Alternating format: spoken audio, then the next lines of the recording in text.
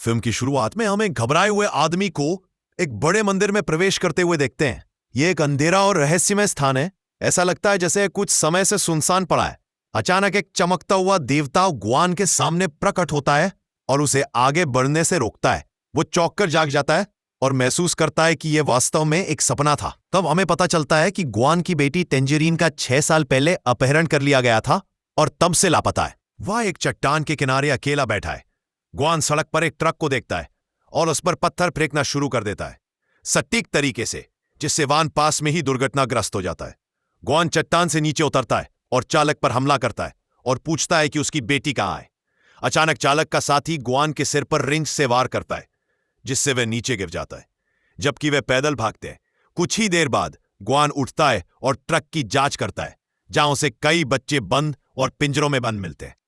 तब पता चलता है कि उसे किसी तरह तस्करों के बारे में पता चल गया और उसने अपनी बेटी को बचाने की उम्मीद में उनके वाहन पर घात लगा दी।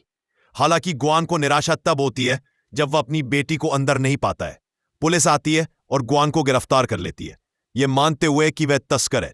वो पुलिस की गाड़ी के पीछे सो जाता है और फिर से टेंजरीन के सपने देखता है, लेकिन इस बार वो उसे काली चिपचिपी लपाओं में उलझा हुआ देखता है।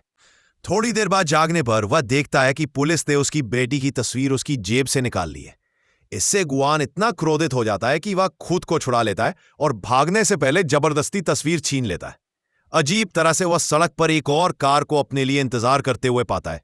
क्योंकि हालात बहुत खराब थे, गुआन बिना सोचे समझे कार के अंदर चला जाता है। ड्राइवर लिंग नाम की एक महिला है जो गुआन के जीवन के बारे में सब कुछ जानती है, जिसमें उसकी बेटी का गायब होना भी शामिल है। फिर वह उसे रुकने के लिए मना लेती है और दावा करती है कि वह उसकी बेटी को खोजने में उसकी मदद कर सकती है। फिल्म प्राचीन में वापस आती है, जहां हम एक योद्धा कोंग को देखते हैं जो एक बूढ़े आदमी कोंग के नेतृत्व में हमलावरों से भागता है। खुद को एक चट्टान के किनारे पर घिरा हुआ पाता है, लेकिन जैसे ही तनाव अपने चरम पर पहुंचता है, उसकी बहन बचाव के लिए आती है। वह कोंग का बचाव करती है और उसे चट्टान से धक्का देने से पहले पश्चिम की ओर जाने का निर्देश देती है, ताकि वह खुद की सुरक्षा कर सके। उसके बाद बहन अकेले ही शेष गुंडों से लड़ते हुए देखते हैं। खान चट्टान पर वापस चढ़ता है, लेकिन पाता है कि उसे बूढ़े आदमी ने मार दिया है और इसलिए कोंग उसे मारने के इरादे से भाला निकालता है। बूढ़ा आदमी कोंग को चेतावनी देता है कि अगर वह उसे मार देता है तो वह कभी भी लॉर्ड रेडमैन नामक किसी व्यक्ति से नहीं भाग पाएगा।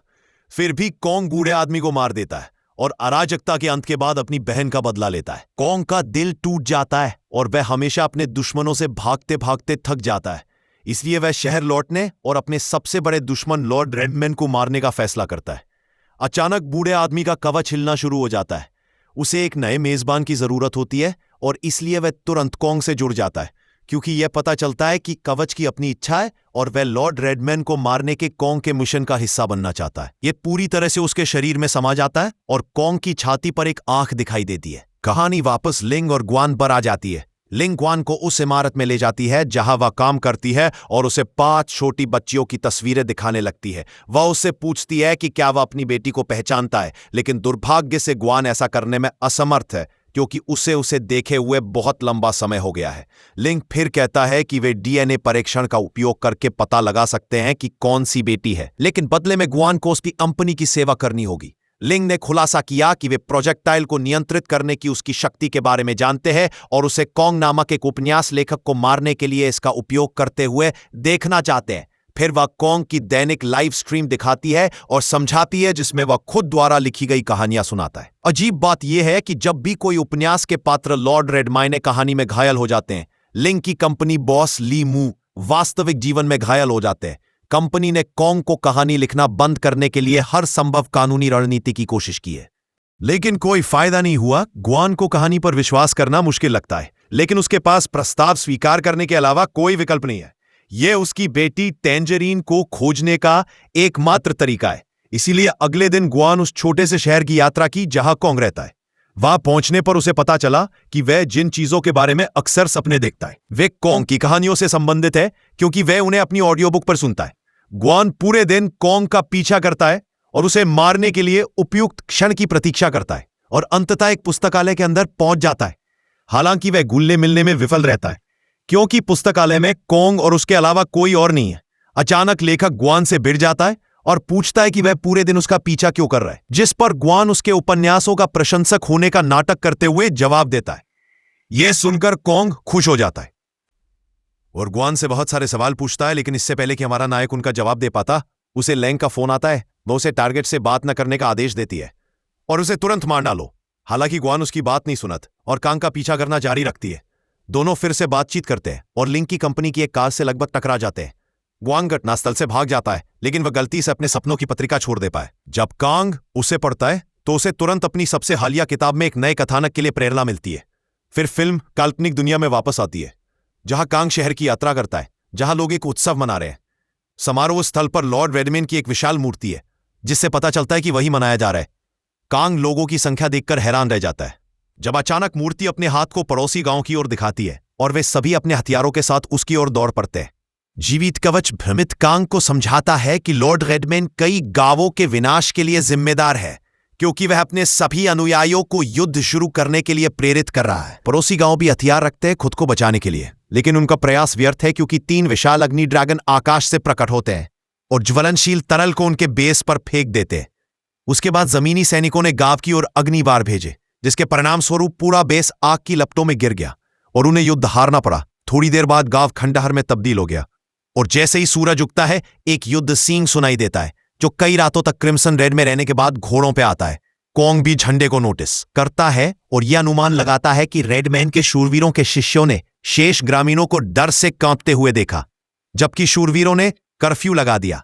फिल्म वास्तविक दुनिया में वापस आ जाती है, जहां ग्वान एक होटल के कमरे में जागता है और एक लिंग को अपने बगल में बैठा हुआ पाता है।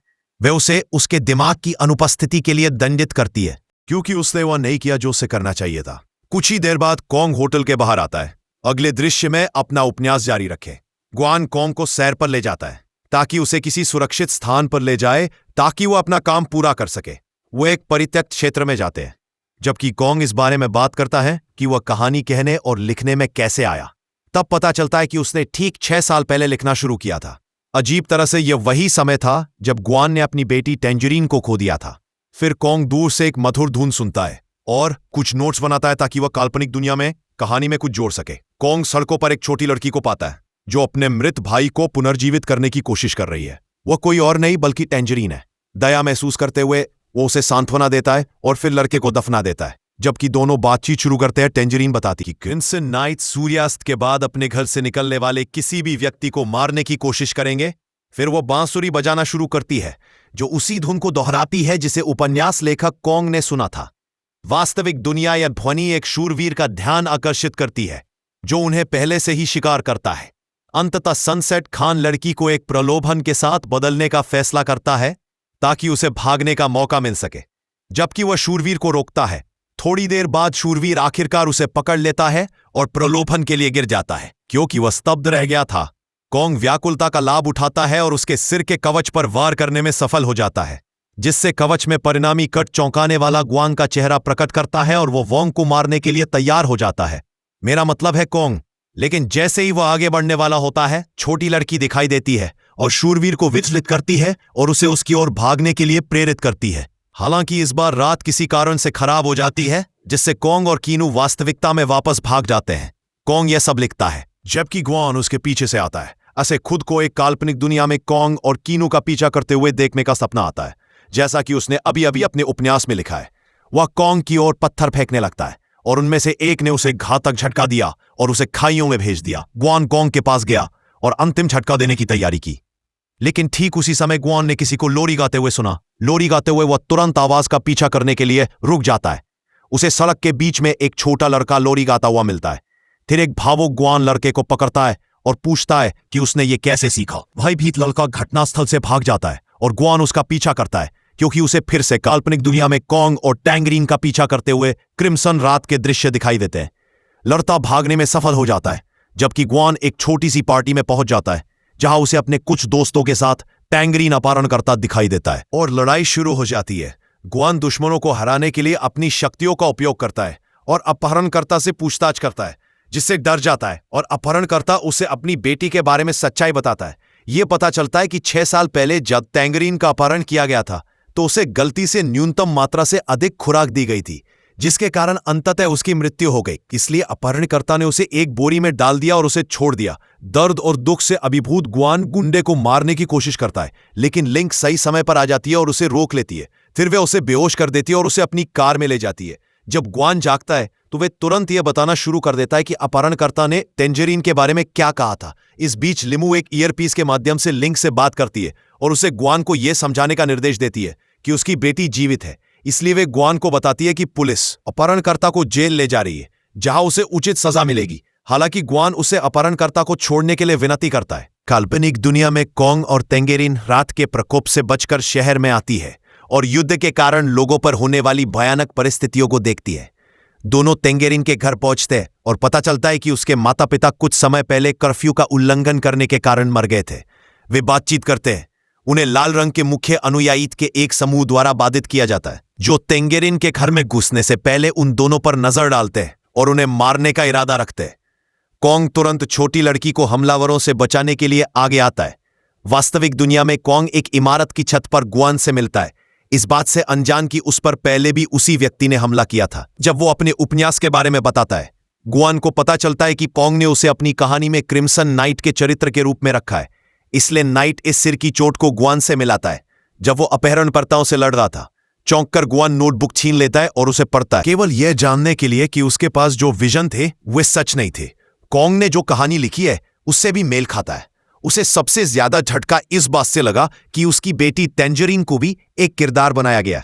इसका मतलब है कि कॉन्ग ने अपने उपन्यासों के जरिए एक समानांतर ब्रह्मांड बनाया है और वो जो सामग्री लिखता है वो उन वास्तविक लोगों को प्रभावित करती है जिन पर किरदार आधारित है। कॉन्ग बताते हैं कि आखिरी अध्याय में वह और टेंजरीन गुस्साई भीड़ से घिरे हुए हैं। फिर फिल्म समानांतर ब्रह्मांड में वापस आती है, जहां कॉन्ग रेडमैन के अनुयायियों से लड़ने वाला होता है। अचानक कॉन्ग से जुड़ा कवच उसके शरीर से बाहर निकल जाता है और एक इकाई बन जाता है जो आदेश पर हथियार बना सकता है। कवच गुस्साई भीड़ को चीरता है, जबकि कॉन्ग भी लड़ाई में शामिल हो जाता है। बाद में उसे पता चलता है कि कवच पर उसका पूरा नियंत्रण है, क्योंकि इसने उसका बहुत ज्यादा खून है। कॉन्ग फिर कवच को उसके सीने में घोंप देता है। पृथ्वी पर फिर से गुआन लिंग को कॉल करता है और उसे बताता है कि उसने अब कॉन्ग की रक्षा करने का फैसला किया है, क्योंकि वह अपनी बेटी को बचाना चाहता है। उपन्यास में दोनों पुरुष फिर से कॉन्ग के कमरे में वापस आते हैं, जहां यह पता चलता है कि उसके पिता और लीमू एक बार व्यापारिक साझेदार थे, इससे पहले कि पूर्व एक दुखद दुर्घटना में मर गया। आश्चर्यजनक रूप से लिंग भी उनकी बातचीत पर कान लगा रहा है। वह अब इस निष्कर्ष पर पहुंच गई है कि लीमू ने कॉन्ग के पिता को मार डाला। क्रोधित लिंग लीमू को सच्चाई जानने की मांग करते हुए कॉल करता है, लेकिन वह कुछ भी कबूल नहीं करता है और फोन काट देता है। जैसे ही एक थकी हुई महिला अपनी कार में वापस आती है, उसे लीमू के गुर्गों द्वारा बिजली का झटका दिया जाता है और इस बीच गुआन को पीछे रख दिया जाता है और कॉन्ग लाइब्रेरी में जाता है, जहां बाद वाला अपना उपन्यास लिखना जारी रखता है। कॉन्ग एंड टेंजरीन रेडमैन के महल में पहुंचते हैं, जहां उन्हें हजारों स्थिर क्रिम्सन नाइट्स फर्श पर बैठे हुए मिलते हैं। कॉन्ग को तब पता चलता है कि नाइट्स केवल दिन के दौरान ही चलते हैं और रेडमैन ने कर्फ्यू कानून पेश किया था ताकि जनता को इस बारे में पता न चल सके। उसी समय लिमू के गुंडे लाइब्रेरी में पहुंचते हैं और गुआन उनके साथ लड़ाई में शामिल हो जाता है। वो अपनी शक्तियों का उपयोग खुद का बचाव करने के लिए करता है, लेकिन एक हमलावर उस पर पानी छिड़कता है और अपने विद्युतीय प्रोव गधे का उपयोग करता है, जिससे गुआन को एक कोने में छिपना पड़ता है। थोड़ी देर बाद गुआन एक योजना के बारे में सोचता है और हमलावर को मारने के लिए एक रबर के दस्ताने का उपयोग करता है। वो गुंडे का सामना करता है जिसके पास अलौकिक शक्ति है, लेकिन वो मुश्किल से उसे पराजित करने में सक्षम है। सौभाग्य से लिंग जाग जाता है और मुक्त हो जाता है।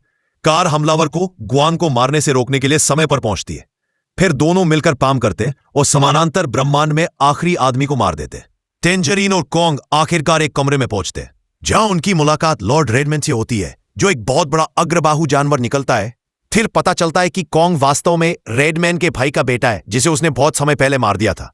यह वास्तविकता से सीधे मेल खाता है, क्योंकि कॉन्ग के पिता लीमू के सबसे अच्छे दोस्त थे और एक दुर्घटना में उनकी मृत्यु हो गई थी। काल्पनिक कॉन्ग को यह पता चलने पर गुस्सा आता है कि रेडमैन ने उसके पिता को मार दिया है और इसलिए वह उसे द्वंद्व युद्ध के लिए चुनौती देता है। वे बाहर जाते हैं, जहां रेडमैन कॉन्ग को वह पेड़ दिखाता है जिसके नीचे वह उसके पिता को दफनाया गया था। उनकी लड़ाई शुरू होती है और जीवित कवच कॉन्ग के शरीर से अलग हो जाता है, जो अपना सर्वश्रेष्ठ देने के लिए तैयार है।